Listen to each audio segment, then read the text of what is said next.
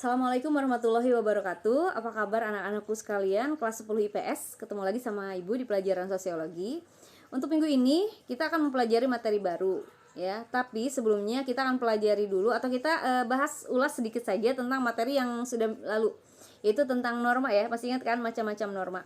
Macam-macam norma di Indonesia ada 5. Yang pertama adalah norma agama, kemudian ada norma susila, norma kesopanan, norma kebiasaan, dan norma hukum.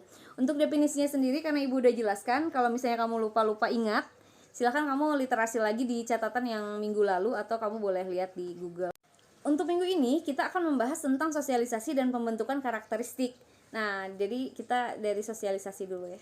Nah, kalian tahu nggak atau pernah dengar nggak sosialisasi? Pasti udah pernah dengar kan, tapi mungkin nggak akan bisa menyebutkan definisinya secara utuh gitu ya. Jadi sosialisasi adalah sebuah penanaman atau sebuah transfer kebiasaan yang dilakukan secara turun-temurun dari generasi ke generasi.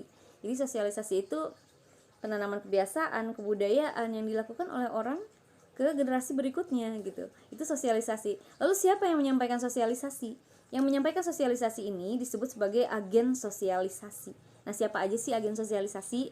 Nah, agen sosialisasi ini ada beberapa. Yang pertama, karena kita lahir di sebuah keluarga, maka agen sosialisasi yang pertama dan utama itu adalah tentu saja keluarga.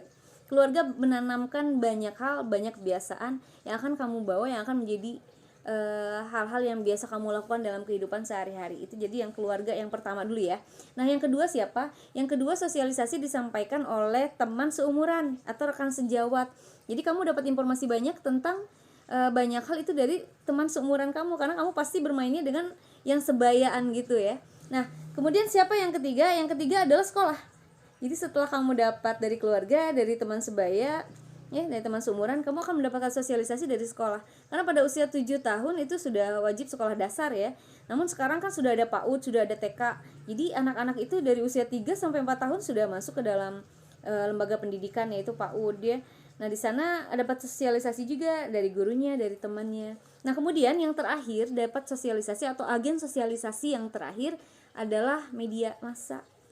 Nah, kamu itu kan dapat banyak hal-hal yang bisa kamu lakukan yang informasinya disampaikan oleh media, baik itu media cetak, media elektronik gitu ya, dari internet, apalagi dari YouTube misalnya sekarang ya yang lagi tren. Kamu dapat banyak kebiasaan atau banyak hal yang ingin kamu cari tahu, kamu nyarinya ke YouTube. Nah, itu dia. Jadi agen-agen sosialisasi itu ada 4. Sekali lagi, yang pertama adalah keluarga, yang kedua adalah teman sejawat atau teman seumuran, yang ketiga adalah sekolah, dan yang keempat media massa. Itu adalah agen sosialisasi. Nah, seperti yang Ibu bilang tadi, yang akan kita bahas itu kan ada 2 ya, tentang sosialisasi dan pembentukan karakteristik. Sekarang kita akan mempelajari bagaimana atau apa aja faktor-faktor pembentuk karakteristik. Nah, yang pertama, pembentuk karakteristik adalah warisan biologis. Itu berarti gen keturunan, sifat-sifat yang diturunkan dari orang tua kamu. Itu menjadi karakteristik yang menempel dalam diri kamu. Nah, kemudian yang faktor-faktor pembentuk karakteristik. Nah, yang pertama, pembentuk karakteristik adalah warisan biologis.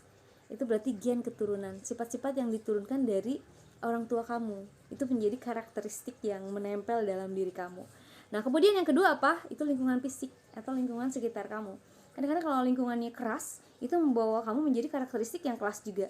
Kalau misalnya lingkungannya yang lembut, pokoknya yang halus, kamu juga akan terbawa lingkungan fisiknya seperti itu gitu. Nah, kemudian yang berikutnya, pembentuk karakteristik adalah kebudayaan. Apa itu kebudayaan? Itu kebiasaan yang dilakukan secara berulang-ulang. Biasanya dalam lingkungan manapun dilakukan secara berulang-ulang, itu menjadi karakteristik kamu gitu, yang sulit untuk dirubah gitu ya. Kemudian yang keempat apa? Itu pengalaman kelompok. Kelompok itu bukan kelompok belajar ya, tapi kelompok kehidupan, kelompok dalam masyarakat. Misalnya kelompok kelas kamu, kelompok keluarga kamu gitu ya. Ini jadi ada pengalaman apa, misalnya kamu dapat informasinya, kamu mengetahuinya, dan itu menjadi karakteristik yang membentuk di dalam diri kamu gitu. Itu yang keempat. Dan yang terakhir adalah pengalaman yang unik. Pengalaman yang unik ini adalah pengalaman yang memang sulit dilupakan, sehingga menempel dan membentuk karakteristik kamu juga untuk jadi lebih penasaran, justru kamu menjadi tergiur untuk melakukannya lagi misalnya gitu. Pengalaman unik ya. Jadi pengalaman unik ini mengandung pengertian tidak seorang pun mengalami pengalaman yang sama. Artinya pengalaman unik tidak semua bisa terjadi dalam diri manusia gitu. Nah, itu dia yang bisa Ibu jelaskan tentang materi minggu ini. Ibu sih milih-milih materinya ya, apalagi dengan kondisi pandemik seperti ini. Untuk indikatornya sendiri Ibu pilih hal-hal yang terpentingnya saja.